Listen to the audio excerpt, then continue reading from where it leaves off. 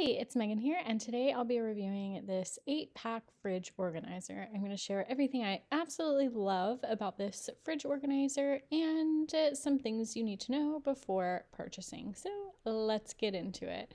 One of the things that really stood out with this particular pack for me was the egg organizer.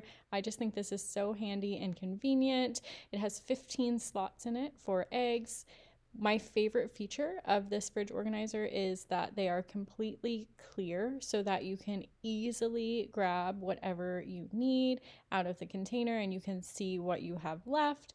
Now, one of the biggest things I saw when I was looking at the reviews was about the size of these containers. Now, for me, I feel like these are the perfect sizing for prepping things like snacks or my overnight oats, but not necessarily something I'd use for leftovers.